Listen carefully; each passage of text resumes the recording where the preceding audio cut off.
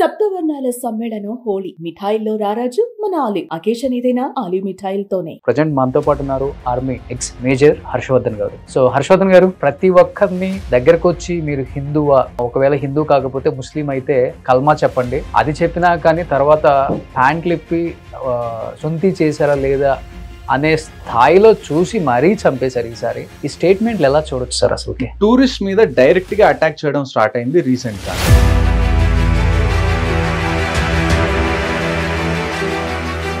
అందులోనూ మీరు హిందువా, మీరు ప్యాంట్లు ఇప్పి మీరు చూపించండి, అప్పుడే దాన్ని బట్టి మిమ్మల్ని చంపుతాం అన్నది it's a very fresh thing. ఇంతకు ముందు కూడా టూరిస్ట్ చనిపోయారు. టూరిస్ట్ ఎలా చనిపోయారు అంటే, నిన్నటి నుంచి ఫుల్ ధరలు కూడా పెరిగిపోయాయి. చికెన్ చూస్తే దాదాపు 800, పాలు చూస్తే 300, రైస్ చూస్తే 500. ఏది చూసుకున్నా గానీ నిత్యావసర ధరలు అనేవి ట్రిపుల్ అయిపోయినాయి. ఈ ఇన్ఫ్లేషన్ అనేది ఆల్మోస్ట్ ఇండియాతో ఎప్పుడైతే ఇప్పుడు వరకు ఐడెంటిఫై అయింది ఏంటి అంటే, ఆల్మోస్ట్ 14 మంది హెల్ప్ చేశారు లోకల్స్. దాని తర్వాత మళ్ళా ఇండియన్ ఆర్మీ, జేఎండ్కే పోలీస్ ఒక 1500 మంది ఓజీడబ్ల్యూని డిటైన్ చేశారు. ఇంకొకటి, ఇప్పుడు ఈ అమర్నాథ్ యాత్ర వెళ్ళే ప్రతి ఒక్కళ్ళు, ప్రతి టూరిస్ట్ కూడా ఇదే పెహల్గాం నుంచి, బైసర్ నుంచే వెళ్లాల్సి వస్తుంది. అమర్నాథ్ యాత్రకు వెళ్ళాలనుకున్న వాళ్ళందరికీ క్లియర్ గా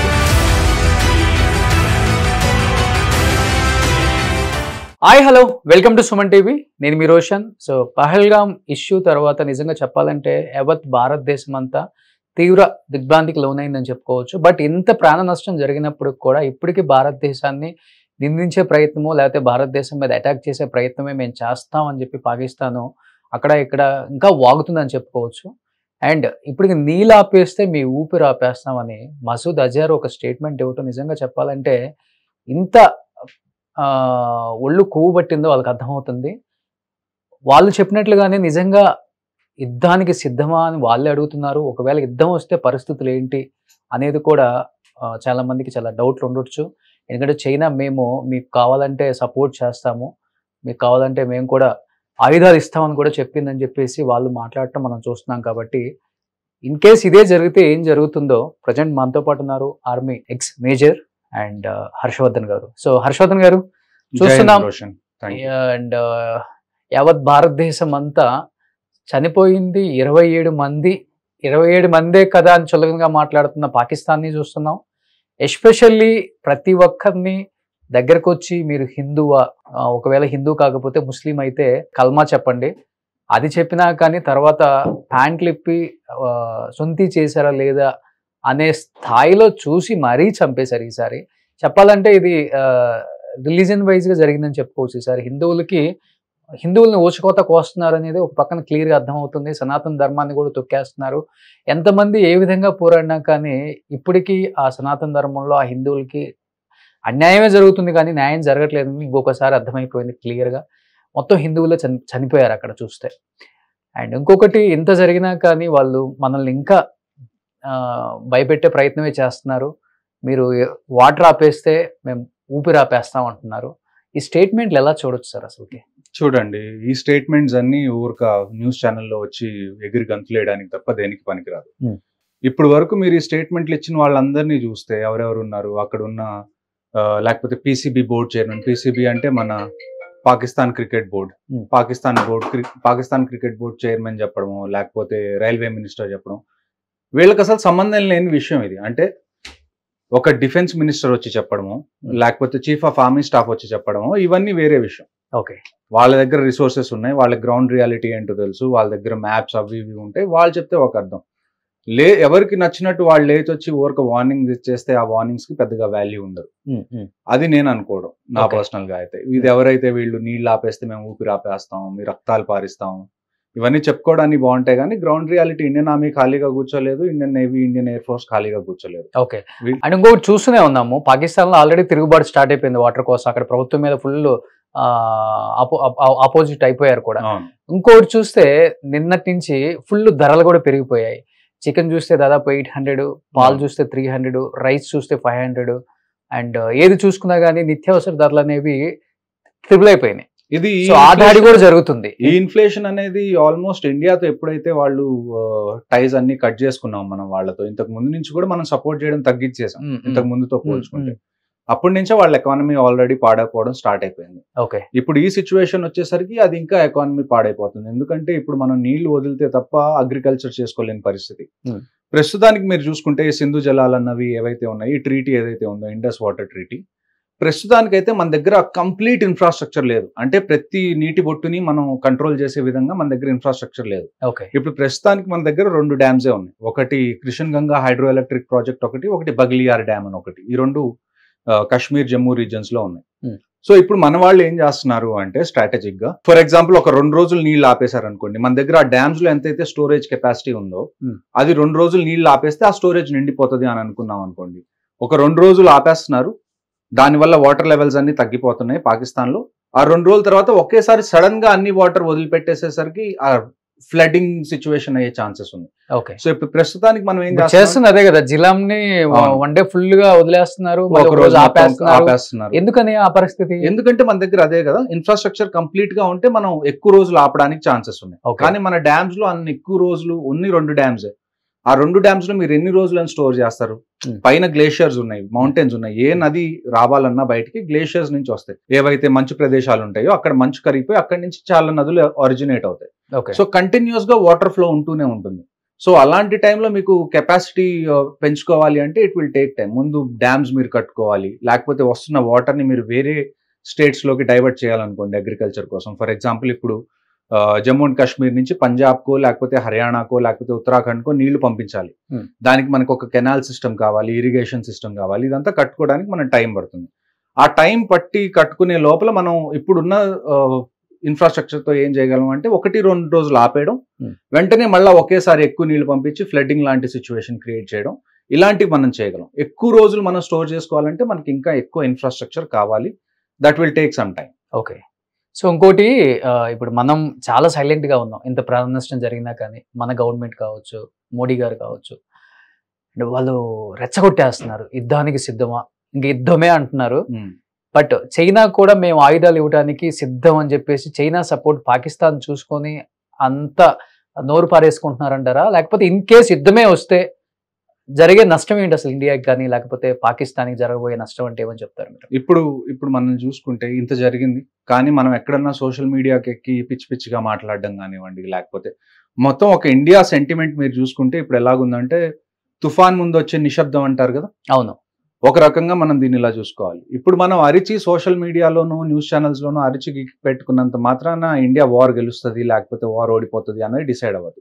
అట్ ది ఎండ్ మనకి కావాల్సింది ఏంటి అంటే గ్రౌండ్ మీద మనం ఏం ఆపరేషన్స్ చేస్తాం, దానివల్ల కాన్సిక్వెన్సెస్ ఏంటి అన్నది. సో గవర్నమెంట్ ఎలాగ చూస్తుంది అంటే, ఏ బుద్ధున్న గవర్నమెంట్ అయినా ప్రపంచంలో ముందు మన దగ్గర ఉన్న ఆప్షన్స్ ఏంటి, ఎక్కడెక్కడ మనం స్ట్రైక్ చేయొచ్చు, ఎక్కడ చేస్తే మనకి స్ట్రాటజికల్లీ ఏదన్నా ఒక ప్లేస్ ఉంది, దానికి ఒక స్ట్రాటజిక్ ఇంపార్టెన్స్ ఉంది, ఆ ప్లేస్ ని మనం ఆక్యుపై చేసుకోవాలంటే ఎలాగా అటాక్ చేయాలి. సో ఇలాగా చాలా విషయాల్ని కన్సిడరేషన్ లోకి తీసుకున్న తర్వాత ఒక ప్లాన్కి వస్తారు. అంటే ఒక ప్లాన్ అనే కాదు, ఈవెన్ లాస్ట్ డే కూడా ఏదో ఒకటి అయ్యే ముందు వరకు కూడా we will have 3 to 4 plans ready. Okay, కనీసం ఒక 3-4 ప్లాన్స్ అనేవి రెడీగా పెట్టుకుంటారు. ఈ 3-4 ప్లాన్స్ మనం అది గ్రౌండ్ మీద చేసే ముందు మనం ప్రాక్టీస్ చేస్తాం. ఫర్ ఎగ్జాంపుల్ ఆర్మీకి ఏదన్నా ఇచ్చారనుకోండి, మీ దగ్గర ఈ 3 ఆప్షన్స్ మీరు చేయాల్సిన అవసరం ఉంటుంది. ఈ 3 ప్లాన్స్ మీద మీరు ప్రాక్టీస్ చేయండి. లాస్ట్ డే ఏ ప్లాన్ అయినా ఇందులో ఫైనల్ అవ్వచ్చు. టైమింగ్ కానివ్వండి, ఏ ప్లాన్ ఫైనల్ అవుతున్నది అన్నది కానీ మీకు కొన్ని గంటల ముందు చెప్తారు. ఎప్పుడైనా కానీ ఇలాంటి ఆపరేషన్స్ లో మనకు అన్నిటికన్నా ఇంపార్టెంట్ విషయం ఏంటి అంటే సర్ప్రైజ్. ఓకే, ఎప్పుడైతే మనం సర్ప్రైజ్ చేస్తామో అప్పుడు మనకు అడ్వాంటేజ్ ఉంటుంది. ఇప్పుడు ఫర్ ఎగ్జాంపుల్ మనం అటాక్ చేయడానికి వెళ్తున్నాం అనుకోండి, దాంట్లో సర్ప్రైజ్ లేదనుకోండి, ఎదుటి వాడు ఆల్రెడీ వాడి జాగ్రత్తలు వాడు పడిపోయి అక్కడ ఎలాంటి ఫోర్స్ పెట్టాలి, ఎలాంటి వెపన్స్ పెట్టాలి అన్నది వాడికి తెలిసిపోతుంది. సర్ప్రైజ్ వల్ల మనకి ఏమవుతుంది అంటే వాడు సర్ప్రైజ్ అవుతాడు, వెంటనే చేసేసి వెంటనే సేఫ్ గా రిటర్న్ వచ్చే ఛాన్సెస్ కూడా ఉన్నాయి. ఓకే, ఇప్పుడు మనం ఏదైనా చెయ్యాలి అంటే it's not just about doing, it's about coming back safely also. ఇప్పుడు మీరు అభినందన్ గారిది ఇన్సిడెంట్ మీరు చూసుకున్నా కానీ, అటువైపు వెళ్ళాం, అభినందన్ గారు దొరికిపోయారు. ఆ తర్వాత it becomes a much bigger headache. ఎవరైనా ప్రిజనర్స్ ఆఫ్ వార్ గా దొరికిపోయినా కానీ, లేకపోతే ఎవరైనా ఇలాగా ఎయిర్ ఫోర్స్ ఆపరేషన్స్ లో పైలట్ ఎక్కడికన్నా కిందకి వెళ్ళిపోయి అక్కడ దొరికినా కానీ, ఆ తర్వాత నెగోషియేషన్స్, వాళ్ళని రిటర్న్ తీసుకురావడం, ఇది ఇంకా ఇంకో పెద్ద టాస్క్ అవుతుంది. సో ఎప్పుడైనా మనం ఆపరేషన్స్ చేసేటప్పుడు ఎలా చూస్తామంటే we just don't look at how we enter, we also look how we come back also. Okay. So ఇన్ని విషయాలన్నింటినీ కన్సిడరేషన్ లోకి తీసుకొని ఒక కొన్ని ప్లాన్స్ అయితే ఫైనలైజ్ చేస్తారు. ఆ అన్ని ప్లాన్స్ లో ఏది ఫైనల్ డే వర్కౌట్ అవుతుందో చూసి ఆ ఫైనల్ డే ఆ ప్లాన్ కి గో అహెడ్ ఇస్తారు. ఓకే. సో ఇలాంటి టైంలో మనం చూసుకోవాల్సింది ఏంటంటే, మనం ఎంత అరిచినా గానీ ఒక రకంగా చూసుకుంటే నాకేమనిపిస్తుంది అంటే, ఇప్పుడు ఏదైతే ఈ అరుపులు కేకలు ఉన్నాయో ఇవన్నీ కొద్దిగా చల్లబడ్డ తర్వాత ఎవరిది పెద్దగా అటెన్షన్ లేని టైంలో, అంటే కొన్ని రోజుల తర్వాత మనం రిలాక్స్ అవుతాం. అంటే ఏ పనైనా మీరు స్టార్టింగ్ లో చేస్తున్నప్పుడు మీరు బాగా అది ఉంటుంది, ఎక్సైటెడ్ గా ఉంటారు ఆ పని గురించి. ఒక 10 రోజులు 15 రోజులు అయిపోయిన తర్వాత ఏమవుతుంది అంటే కొద్దిగా మీ ఎక్సైట్మెంట్ లెవెల్స్ తగ్గుతాయి. అప్పుడు మీరు పెద్దగా పట్టించుకోరు, ఇంతకు ముందు ఉన్నంత అలర్ట్ గా మీరు ఉండరు. సో అలాంటి టైం కోసం మనం వెయిట్ చేయాలి. సో ఇంకోటి వస్తే ఆయుధాల పరంగా ఢీకొట్టే శక్తి ఇండియాకు ఉందంటారా? ఖచ్చితంగా. చైనా రేపు సపోర్ట్ చేసి ఆయుధాలు మేము మీకు హెల్ప్ చేస్తాము, మా సపోర్ట్ ఉంటుంది అనే ఒక మాట అయితే వినిపిస్తుంది బయట. కాబట్టి చూడండి, చైనా అనేది ఒకవేళ దీంట్లో ఇండైరెక్ట్ గా ఇన్వాల్వ్ అవ్వచ్చు. ఇండైరెక్ట్ గా అంటే నేను మీకు సపోర్ట్ చేస్తాను, ఏమన్నా కావాలంటే ఇస్తాను, అలాగా ఇలాగా అని. కానీ ఎప్పుడైతే డైరెక్ట్ గా ఇన్వాల్వ్ అవుతుందో చైనా, ఇప్పుడు చైనా అనేది రష్యాకి మనం ఎంత క్లోజో చైనా కూడా కొద్దో గొప్ప అంతే క్లోజ్ రష్యాకి. సో ఇలాంటి టైంలో ఏమవుతుంది అంటే ఇంటర్నేషనల్ ప్లేయర్స్ అందరూ దీనిలోకి వస్తారు. ఫర్ ఎగ్జాంపుల్ ఒకవేళ చైనా సపోర్ట్ చేస్తుంది అనుకోండి పాకిస్తాన్కి, రష్యా చెప్పచ్చు చైనాకి మీరు సపోర్ట్ చేయొద్దు, దీన్ని let them both decide, India పాకిస్తాన్ని చూసుకొనివ్వండి, మీరు ఇంటర్ఫియర్ అవ్వద్దు అని చెప్పి రష్యా చెప్పచ్చు. యుఎస్ ఏదైతే ఉందో, యుఎస్ ఇంతకు ముందు ఆఫ్ఘనిస్తాన్ లో ఉన్నన్ని రోజులు పాకిస్తాన్ యొక్క అవసరం యుఎస్ కు ఉండేది. ఇన్ఫాక్ట్ రీసెంట్ గా కూడా పాకిస్తాన్ డిఫెన్స్ మినిస్టర్ ఒక ఛానల్లో మాట్లాడుతూ ఆయన ఏం చెప్పారంటే, అమెరికా కోసం మనం ఆల్మోస్ట్ ఒక 30 సంవత్సరాల నుంచి డర్టీ వర్క్ చేస్తున్నాం ఆఫ్ఘనిస్తాన్ లో అని చెప్పి ఆయన ఒప్పుకున్నారు ఆన్ రికార్డ్. సో ఇప్పుడు ఏంటంటే ఆఫ్ఘనిస్తాన్ లో యుఎస్ కూడా లేదు, యుఎస్ వెళ్ళిపోయింది ఆఫ్ఘనిస్తాన్ లో మొత్తం క్లోజ్ చేసుకొని. సో ఇప్పుడు పాకిస్తాన్ యొక్క అవసరం కూడా కంపారిటివ్ గా యుఎస్ కి చాలా తక్కువ ఒకవైపు ఇంతకు ముందు మీద చూసుకుంటే. దానికి తోడు ఇప్పుడు యుఎస్ లో కొత్త గవర్నమెంట్ ఏదైతే ఎలక్ట్ అయిందో, డొనాల్డ్ ట్రంప్ కానివ్వండి, జేడీ వాన్స్ కానివ్వండి, లేకపోతే కాష్ పటేల్ అని చెప్పి FBI డైరెక్టర్ కానివ్వండి, ఎవరైతే ఇంపార్టెంట్ పొజిషన్స్ లో ఉన్నారో ఇప్పుడు యుఎస్ గవర్నమెంట్ లో ఎక్కువ మంది ఇండియాకి సింపతి ఉంది వాళ్ళకి. మీరు వాళ్ళ కమలా హ్యారిస్ ని చూడండి, లేకపోతే తులసి గబార్డ్, వీళ్ళందరినీ చూడండి, ఎక్కువ మంది అక్కడ టాప్ పొజిషన్స్ లో ఉన్న వాళ్ళు ఎక్కడో చోట ఇండో అమెరికన్స్, NRIs ఇలాంటి వాళ్ళందరూ ఉన్నారు, ఇండియన్ ఆరిజిన్ ఉన్న వాళ్ళు. సో ఎప్పుడైతే ఈ అటాక్ అయిందో, ఈ అటాక్ అయినప్పుడు అమెరికన్ మినిస్టర్స్ కానివ్వండి, ఎవరైతే టాప్ అఫీషియల్స్ ఉన్నారో వాళ్ళందరూ ఇండియాకి సపోర్ట్ చేస్తామని చెప్పి క్లియర్ కట్ గా చెప్పారు ఆల్రెడీ పబ్లిక్ స్పేస్ లో. సో ఇప్పుడు నాకు తెలిసి యుఎస్ కూడా పాకిస్తాన్ కి సపోర్ట్ చేయడం అన్నది హైలీ ఇంపాసిబుల్ అన్నట్టే చూస్తున్నాను. ఎవరన్నా సపోర్ట్ చేసే వాళ్ళు ఉన్నారు అంటే నాకు గుర్తొచ్చేవి రెండు పేర్లు. ఒకటి మనకి మోస్ట్లీ చైనా అవ్వచ్చు, రెండోది తుర్కీ అవ్వచ్చు. ఈ రెండు తప్ప వేరే ఏ కంట్రీ కూడా పాకిస్తాన్ కి కూడా ఆల్రెడీ ప్రకటించిందంటుంది. అవును. అంటే ఇప్పుడు ఇంకొక విషయం ఇక్కడ చూసుకోవాల్సింది ఏంటి అంటే, ఫర్ ఎగ్జాంపుల్ ఇది మిలిటరీ ఆపరేషన్ అనుకోండి. ఫర్ ఎగ్జాంపుల్ ఇండియన్ ఆర్మీ మీద అటాక్ జరిగింది, అంటే పుల్వామాలో సిఆర్పిఎఫ్ మీద ఎలాగైతే అటాక్ జరిగిందో ఇండియన్ ఆర్మీ మీద అలాంటి అటాక్ జరిగింది అనుకుందాం. ఫర్ ఎగ్జాంపుల్ మొన్న పహల్గామ్ లో జరిగింది. అలాంటప్పుడు ఏంటి అంటే మిగతా కంట్రీస్ ఇన్వాల్వ్ అవ్వకపోవచ్చు, అంటే మిగతా కంట్రీస్ అన్ని ఇండియాకి సపోర్ట్ లోకి రాకపోవచ్చు. ఓకే. కానీ ఇప్పుడు జరిగింది ఏంటంటే, ఏమీ తెలియని ఒక టూరిస్ట్ మీద, సివిలియన్స్ మీద వీళ్ళు అటాక్ చేశారు. సో ఇలాంటి టైంలో వేరే కంట్రీస్ పాకిస్తాన్ కి సపోర్ట్ చేస్తే ఇండైరెక్ట్ గా వాళ్ళు టెర్రరిజం ని సపోర్ట్ చేసినట్టే అంతే. సో అలాంటి కంట్రీస్ కూడా ఇప్పుడు మన ఎనిమీ లిస్ట్ లో ఆ పేర్లను మనం చేర్చుకోవాల్సిందే. ఓకే. ఇలాంటి ఇప్పుడు సపోర్ట్ చేశారు కానీ ఆ తర్వాత మనకి ఏదైనా బైలేటరల్ టాక్స్ ఉంటే అక్కడ మంచిగా మాట్లాడడం. ఇప్పుడు ఏ కంట్రీస్ అయితే పాకిస్తాన్ కి సపోర్ట్ చేస్తాయో we have to tell them permanent గా వీళ్ళని మన ఎనిమీ లిస్ట్ లో పెట్టాలి. అప్పుడే వాళ్ళకు కూడా కాన్సిక్వెన్సెస్ అర్థం అవుతాయి. ఇప్పుడు వాళ్ళకి సపోర్ట్ చేసి తర్వాత మళ్ళీ అక్కడ ఏమన్నా రైస్ కావాలో లేకపోతే వెజిటేబుల్స్ కావాలో ఏదన్నా కావాలప్పుడు మళ్ళీ ఇండియా దగ్గరికి వచ్చి మీరు ఎక్స్పోర్ట్ చేయండి మాకు అని అంటే అప్పుడు కుదరదు. మీరు ఇప్పుడు ఇండియాతో ఉన్నారా పాకిస్తాన్తో ఉన్నారా డిసైడ్ అవ్వాలి. వరల్డ్ కంట్రీస్ అన్ని ఒకవేళ మీరు పాకిస్తాన్తో ఉన్నారు అని మీరు కనిపిస్తే మీకు ఇండియా నుంచి ఇక ఫ్యూచర్లో ఏ హెల్ప్ అనేది కానివ్వండి, అది ఫుడ్ పరంగా లేకపోతే ఎక్స్పోర్ట్స్ పరంగా మిలిటరీ పరంగా మీకు ఏ సపోర్ట్ అయితే ఉండదు అని చెప్పి ఇండియన్ గవర్నమెంట్ క్లియర్ కట్ గా చెప్పేయాలి మిగతా కంట్రీస్ కూడా ఎవరైతే పాకిస్తాన్ సపోర్ట్ చేస్తుంది. సో ఓవరాల్ చూసుకుంటే నేను చూసిన దాన్ని బట్టి అయితే నాకున్న ఎక్స్పీరియన్స్ ని బట్టి వీఆర్ అట్ అన్ అడ్వాంటేజ్ ఖచ్చితంగా. ఇప్పుడు చైనా వాళ్ళకి సపోర్ట్ చేసినా కానీ Indian army navy air force అనేది చిన్న విషయం కాదు. 1971లో ఎప్పుడైతే మనం బంగ్లాదేశ్ ని విడిపిద్దామని చూసామో అప్పట్లో మన Indian navy almost Karachi port దగ్గరికి వెళ్ళి కరాచీ పోర్ట్ మొత్తాన్ని తగలబెట్టింది. అప్పట్లో కూడా పాకిస్తాన్కి యుఎస్ సపోర్ట్ ఉండేది కానీ మనం ఆగలేదు. Same happens now also. ఒకవేళ మనం ఒక డెసిషన్ తీసుకొని అది ఖచ్చితంగా మనం అచీవ్ చేయాలి అని అనుకుంటే ఏ కంట్రీస్ అడ్డం వచ్చినా కానీ మనం ఆగే ప్రసక్తి అయితే లేదు. ఓకే, ఇంకొకటి బలూచిస్తాన్ ఫుల్ వ్యతిరేకం. అవును, వాళ్ళు చాలా సంవత్సరాలుగా వాళ్ళ ఫ్రీడమ్ స్ట్రగుల్ కోసం ఫైట్ చేస్తున్నారు. ఇది మళ్ళీ ఇక్కడ మనం గుర్తుపెట్టుకోవాల్సింది ఏంటంటే Balochistan are not fighting for religious identity. అంటే మేము ఒక రిలీజియన్ నుంచి వచ్చాం అందుకని మాకు ఫ్రీడమ్ కావాలి అని బలూచిస్తాన్ వాళ్ళు అనట్లేదు. బలూచిస్తాన్కి ఒక కల్చర్ ఉంది. అంతెందుకు, మీకు హింగ్లజ్ మాతా మందిర్ అని ఒకటి ఉంటుంది, అంటే శక్తిపీఠాల్లో ఒక శక్తిపీఠం అంత ప్రసిద్ధి ఆ హింగ్లజ్ మాతా టెంపుల్. ఓకే, ఆ హింగ్లజ్ మాతా టెంపుల్ బలూచిస్తాన్ లో ఉంటది. ప్రతి దసరాకి అంటే నవరాత్రులు ఏవైతే జరుగుతాయో అక్కడ పూజలు జరుగుతాయి. ఆ ల్యాండ్ కి ఒక కల్చర్ ఉంది. ఒకవేళ పాకిస్తాన్ అనే కంట్రీ మంచిదై ఉంటే వాళ్ళు పాకిస్తాన్ తో ఉండేవాళ్ళేమో, కానీ పాకిస్తాన్ అనే కంట్రీ ఎలాంటిదో మనకి ఇప్పుడు ఆల్రెడీ తెలిసిపోయింది మనకి. ఇప్పుడు మనకి తెలిసింది ఏందో, బలోచిస్తాన్ వాళ్ళకి ఆల్మోస్ట్ 30-40 ఏళ్ళ నుంచి వాళ్ళకి అదే feeling, they want to be away from Pakistan. ఇంకొక గొప్ప విషయం ఏంటంటే బలోచిస్తాన్ ఏదైతే వాళ్ళలో వాళ్ళు ఆర్మీ క్రియేట్ చేసుకున్నారో, వాళ్ళు చాలా స్ట్రాంగ్ ఆర్మీ క్రియేట్ చేసుకున్నారు. మీరు ఇంటర్నెట్ లో చూస్తే బలూచిస్తాన్ లిబరేషన్ ఆర్మీ అని కానీ వాళ్ళ ఫైటింగ్ టెక్నిక్స్ కానివ్వండి, వాళ్ళు ఫైట్ చేసేటప్పుడు వాళ్ళు రికార్డ్ చేస్తారు ప్రతిదీ. ఆ రికార్డ్ చేసే టెక్నిక్స్ కానివ్వండి, they are on another level. So Balochistan ని మనం యాక్టివేట్ చేస్తే ఇంటర్నల్ గా కూడా మనం చాలా ప్రెషర్ క్రియేట్ చేయొచ్చు. ఇంకొక రకంగా చూసుకుంటే పాకిస్తాన్ కి అటువైపు ఏదైతే బోర్డర్ ఆఫ్ఘనిస్తాన్ తో ఉందో, నేను ఇందాక మీకు చెప్పాను కదా, యుఎస్ కి పాకిస్తాన్ చాలా హెల్ప్ చేసింది ఆఫ్ఘనిస్తాన్ లో వాళ్ళు ఉన్నన్ని రోజులు. So somewhere Afghanistan is also against Pakistan. So అటువైపు నుంచి కూడా ప్రెషర్ వస్తుంది. లోపల చాలా ఏజెన్సీస్ ఉన్నాయి, చాలా ఆర్గనైజేషన్స్ ఉన్నాయి పాకిస్తాన్ లో. అందులో ఒకటి తెహ్రీకే తాలిబాన్ పాకిస్తాన్ అని ఒక ఆల్మోస్ట్ ఒక టెర్రరిస్ట్ ఆర్గనైజేషన్ లాగే.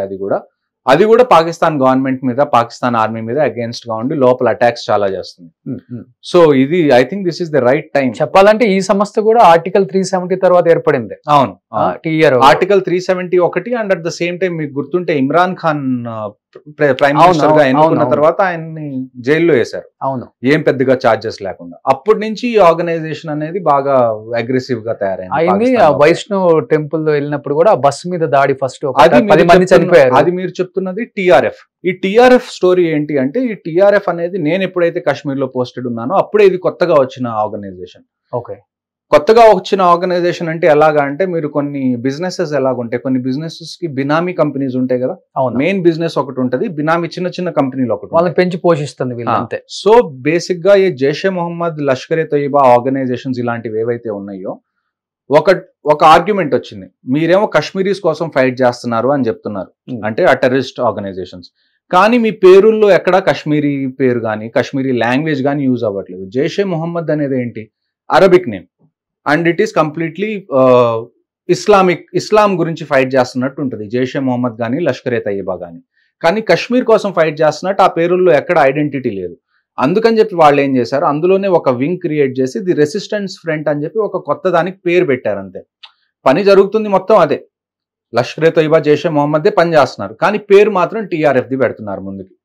ఎందుకంటే ఇప్పుడు వరల్డ్ లో మొత్తం కనపడేటప్పుడు ఎలా కనపడాలి, it shouldn't look like Islamic terrorism, it should look like some Kashmiri movement లాగా కనపడాలి అని చెప్పి వాళ్ళు ఆ పేరుని చూస్ చేసుకుని 2019-18 ఆ టైంలో వీళ్ళు ఇలాంటివన్నీ చేయడం మొదలు పెట్టారు. ఓకే, సో ఆల్రెడీ ఇప్పుడు మీ కొలీగ్స్ ఉండుంటారు కాబట్టి, పహల్గామ్ అనేది చెప్పాలంటే మినీ స్విట్జర్లాండ్. సో ప్రతి ఒక్కళ్ళు కూడా ఫ్యామిలీస్ తో వెళ్ళే ఒక పిక్నిక్ స్పాట్ అని చెప్పుకోవచ్చు అది.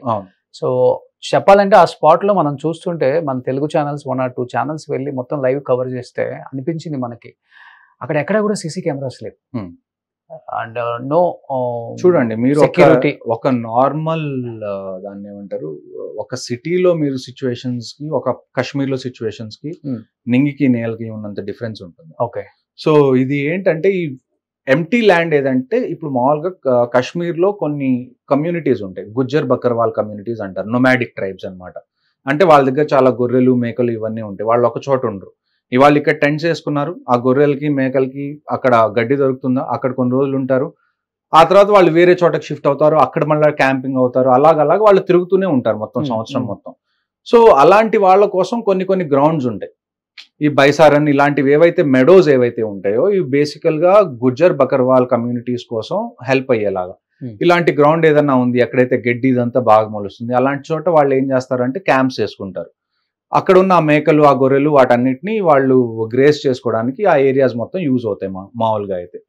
ఇంకొక విషయం ఏంటి అంటే, ఈ టెర్రరిస్ట్ కి ఇప్పుడు వరకు మీరు చూస్తే ప్యాటర్న్స్ చూస్తే కాశ్మీర్ లో టూరిస్ట్ మీద డైరెక్ట్ గా అటాక్ చేయడం స్టార్ట్ అయింది రీసెంట్ గానే. ఇంతకు ముందు ఎవరైతే పిలిగ్రిమ్స్ వచ్చేవాళ్ళు, అంటే అమర్నాథ్ యాత్ర కానివ్వండి, లేకపోతే అక్కడ లోకల్ టెంపుల్స్ ఎవరైనా విజిట్ చేయడానికి వచ్చిన వాళ్ళ మీద అటాక్స్ చేయడం, లేకపోతే అమర్నాథ్ యాత్రను ఆపేయడం, ఇలాంటివి చేసేవాళ్ళు. కానీ డైరెక్ట్ గా టూరిస్ట్ మీద, అందులోనూ మీరు హిందువా, మీరు ప్యాంట్లు ఇప్పి మీరు చూపించండి, అప్పుడే దాన్ని బట్టి మిమ్మల్ని చంపుతాం అన్నది it's a very fresh thing.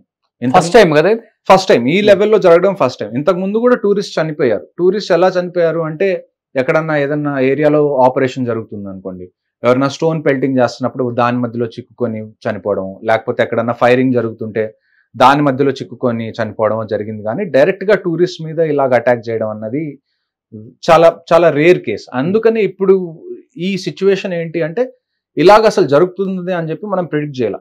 అంటే ఒక రకంగా చెప్పాలంటే, we never thought they would do it in such a dirty way. ఒక మాటలో చెప్పాలంటే, ఇండియన్ ఆర్మీ మీద అటాక్ అవుతూ ఉంటుంది. So we're very much okay, Indian army మీద అటాక్ అవుతుంది, మనం ఆన్సర్ ఇస్తూ ఉంటాం. So till the time it was between Indian army or the security forces and Pakistani terrorist, it was all okay. అంటే okay అని కాదు, మేము హ్యాండిల్ చేసేవాళ్ళం బాగానే. But when they started targeting tourist, అప్పుడు things have change. Now they have cross the line. ఇది కొత్త patterns వాళ్ళు చూస్తుంది. మీరు ఇందాక వైష్ణోదేవి దాని గురించి కూడా చెప్పారు. సో ఈ రెండు చేసింది కూడా ఈ టీఆర్ఎఫ్ వాళ్ళే. ఇంకొక విషయం ఏంటి అంటే, ఈ అటాక్ అందులో ఒక హాషిమ్ మూసా అని ఒక వ్యక్తిని ఐడెంటిఫై చేశారు.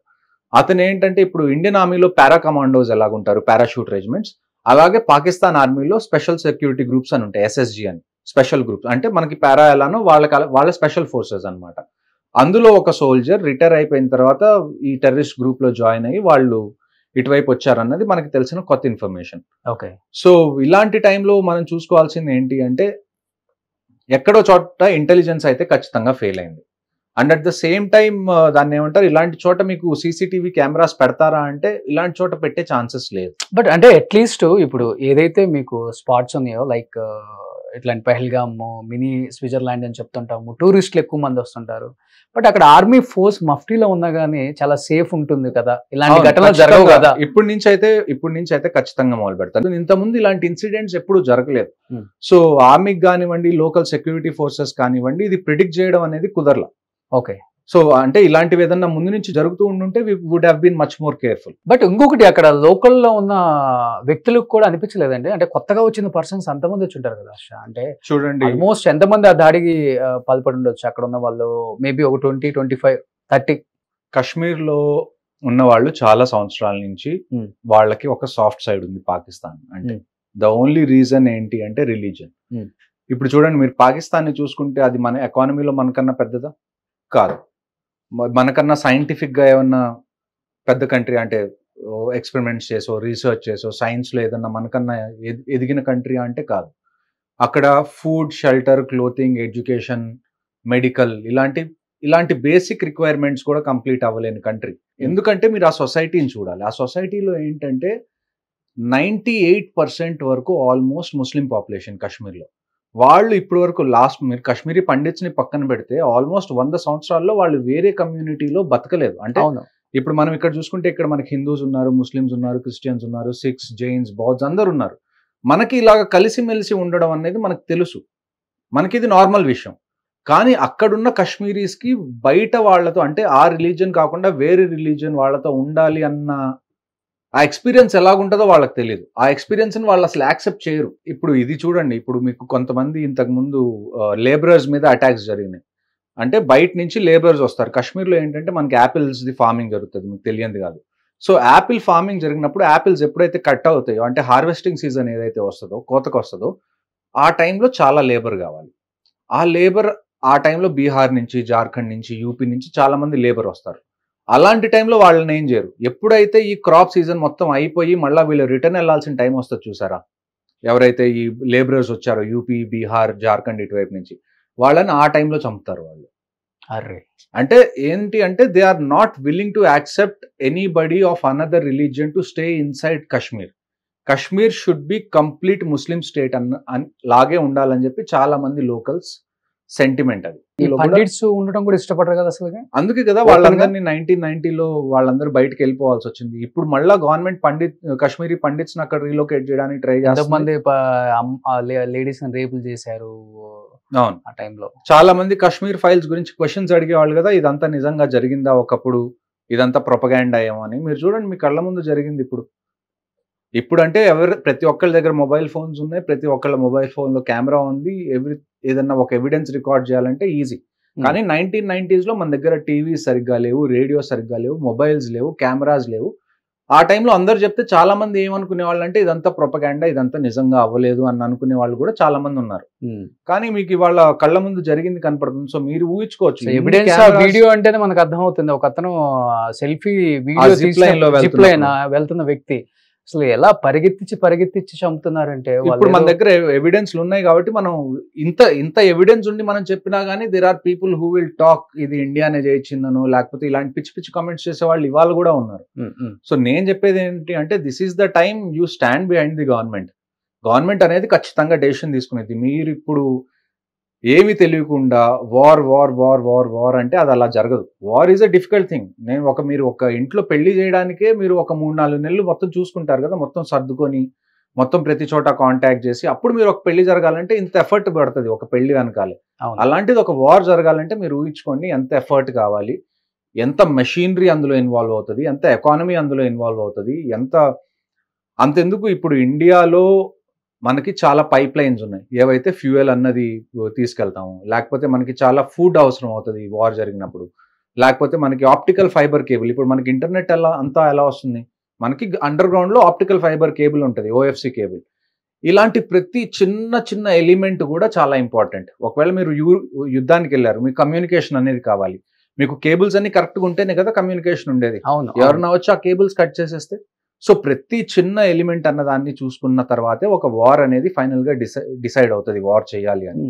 ఇవాళ ఏదో జరిగింది రేపు ఉదయాన్నే మేము ట్యాంక్స్ తీసుకొని వెళ్ళిపోతాం అంటే that's not how war works. Okay. అంటే ఇంకొకటి అక్కడ పోస్ట్ పెయిడ్ పనిచేస్తుంది కదా, మొబైల్స్ కూడా పోస్ట్ పెయిడ్ కూడా ఐడి కార్డు ఉండాలి, పోస్ట్ పెయిడ్ పనిచేస్తుంది ఖచ్చితంగా. కానీ ఇంతమంది మన దేశంలోకి చొరబడి ఇంత విధ్వంసం చేసినా కానీ వాళ్ళకి కమ్యూనికేషన్ అదంతా అసలు ఎలా ఇప్పుడు వరకు ఐడెంటిఫై అయింది ఏంటి అంటే ఆల్మోస్ట్ 14 మంది హెల్ప్ చేశారు లోకల్స్. దాని తర్వాత మళ్ళా ఇండియన్ ఆర్మీ, జేఎండ్కే పోలీస్ ఒక 1500 మంది ఓజీడబ్ల్యూస్ ని డిటైన్ చేసింది. ఓజీడబ్ల్యూస్ అంటే ఆన్ గ్రౌండ్ వర్కర్స్.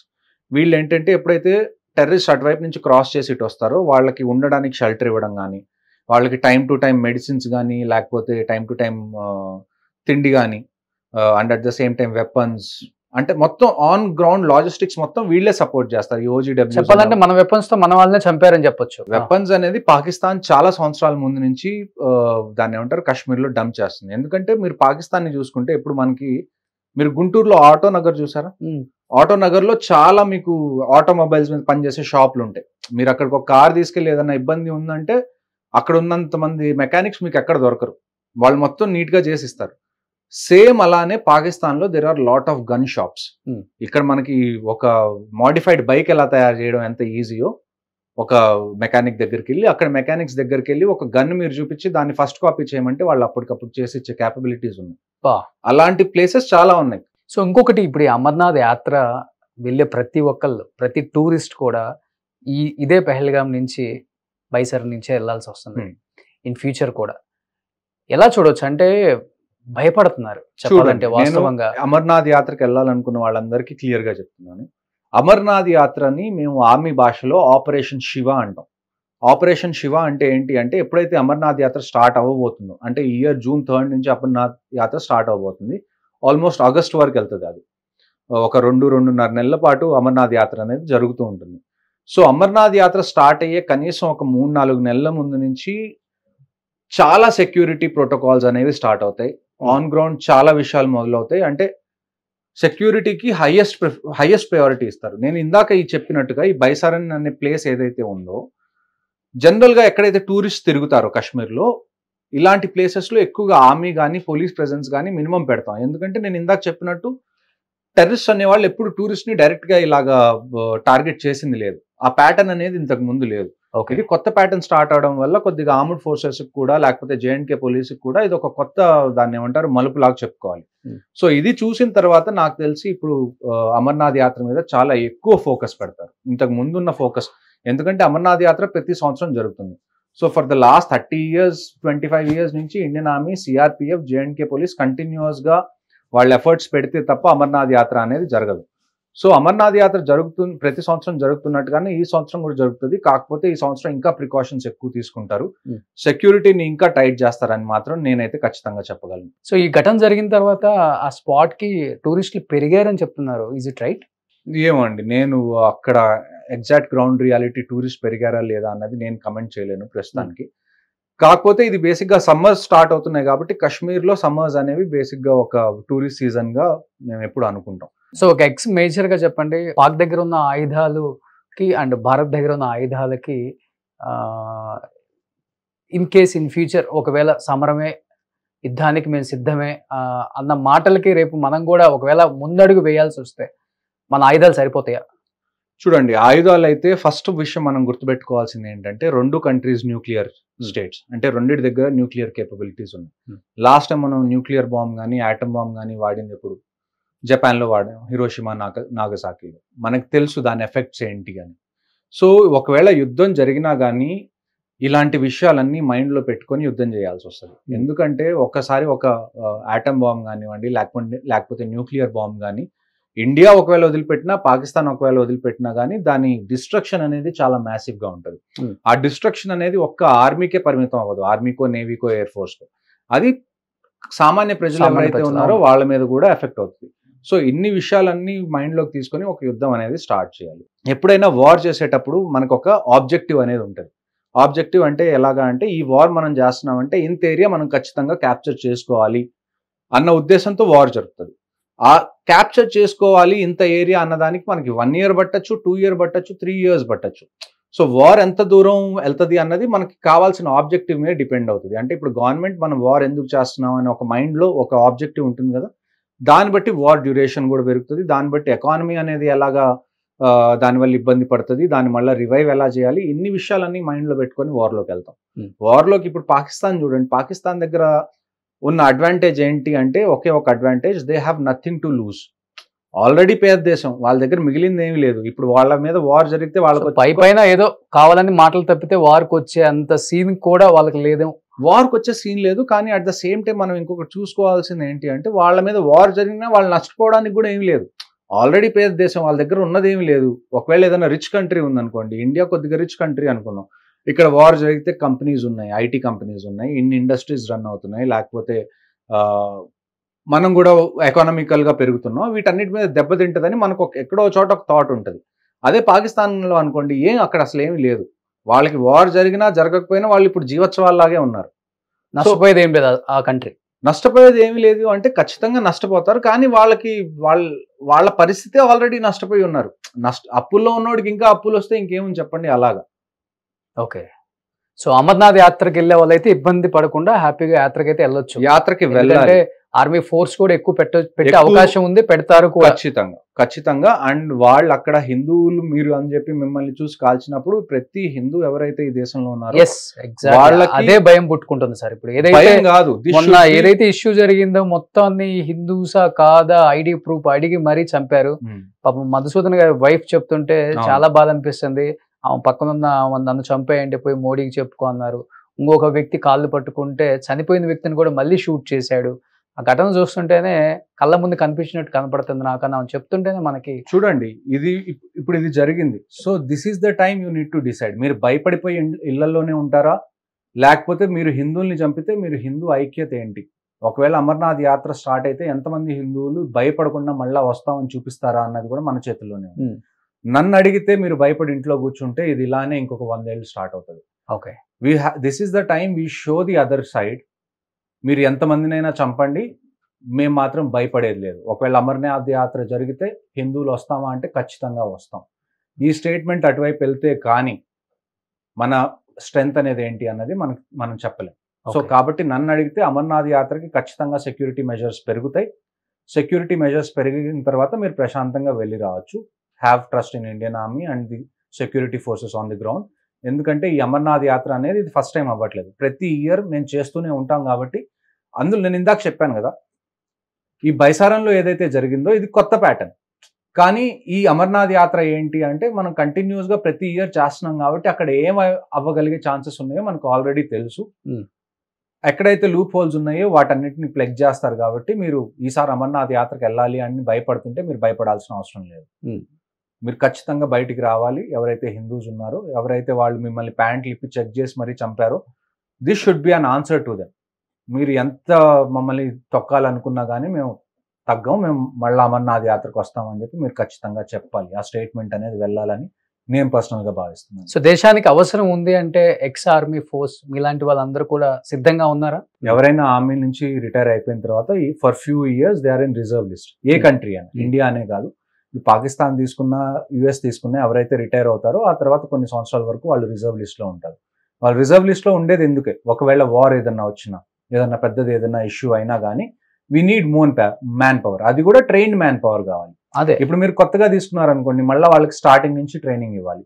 అదే మేమంటే మేము వీఆర్ ఆల్రెడీ ట్రైన్, మాకు ఎక్స్పీరియన్స్ ఉంది కాబట్టి మమ్మల్ని మళ్ళీ తీసుకొని మళ్ళీ కంటిన్యూ అవ్వడం చాలా ఈజీ కొత్త వాళ్ళని తీసుకోవడం కన్నా. సో ఒకవేళ యుద్ధం జరిగితే, ఒకవేళ రిపోర్ట్ చేయాల్సి వస్తే ఖచ్చితంగా ఫస్ట్ డే ఇట్ సెల్ఫ్, నాకు తెలిసి నేనే కాదు, నాలాగా ఎవరైతే రిటైర్ అయ్యి రిజర్వ్ లిస్ట్ లో ఉన్న వాళ్ళందరూ రెండో క్వశ్చన్ అడగకుండా వాళ్ళు ఖచ్చితంగా ఫ్రంట్ లైన్స్కి వెళ్తారు.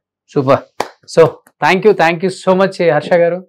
ఎందుకంటే భారతదేశ గొప్పతనం ఇండియన్ ఆర్మీకి తెలిసినంత ఎవరికి తెలియదు. ఎందుకంటే ఆ కష్ట సుఖాలు, ఆ బోర్డర్లో నిలబడి గన్ను పట్టుకున్నోడికే తెలుసు. మనం హ్యాపీగా ఈరోజు కాలు మీద కాలు వేసుకొని ఇంట్లో టీవీ చూసినా, లేకపోతే భార్య పిల్లలతో హ్యాపీగా ఉన్నాము అంటే, అండ్ అక్కడ ఆర్మీ చేసే సేవ, వాళ్ళ గొప్పతనం తెలిసిన ఏ ఒక్కరూ కూడా వాళ్ళు కనపడితే లేచి సెల్యూట్ కొట్టే స్థాయిలో మనం ఉండాలనే నేను కోరుకుంటున్నాను. ఖచ్చితంగా. అండ్ డెఫినెట్గా మోడీ గారు తీసుకున్న డిసిషన్ మీరు చెప్పినట్లుగానే ఎత్తుకు పై ఎత్తులు వేసే ఆలోచనలు ఆయనకి ఎక్కువ ఉంటాయి కాబట్టి దెబ్బ కొట్టే టైంలో ఖచ్చితంగా అంతకి అంత తీర్చుకునే పర్సన్ ఆయన. ఆ రోజు దగ్గరలో ఉందని నేనైతే గట్టిగా నమ్ముతున్నాను. So thank you so much. Harsha గారు చెప్పినట్లుగానే అమర్నాథ్ యాత్రకి వెళ్ళే వాళ్ళందరూ కూడా ఎవరు కూడా ఏ విధమైన భయానికి గురి కాకుండా హ్యాపీగా ఫ్యామిలీలతో అమర్నాథ్ యాత్రకి వెళ్ళొచ్చు. అండ్ ఆర్మీ ఫోర్స్ కూడా అంతకంత ఎక్కువ సెక్యూర్గా ఉంటుంది ఈసారి. సో ఎటువంటి ఇబ్బందులు లేకుండా యాత్రలకు వెళ్ళే వాళ్ళు వెళ్ళొచ్చు అని కూడా ఆయన క్లియర్గా చెప్తున్నారు. కాబట్టి దేనికి భయపడొద్దు, అందరూ ఐకమత్యంతో ఉందాం. హిందువులందరూ ఐకమత్యంతో ఉన్నప్పుడే మనం ఏదైనా సాధించుకోగలం అనేదే నేను చెప్పగలను. So thank you so much అండి. జై రోషన్. సుమన్ టీవీలో మీ పర్సనల్ అండ్ బిజినెస్ ప్రమోషన్స్ కోసం కింది నెంబర్కి కాంటాక్ట్ చేయండి.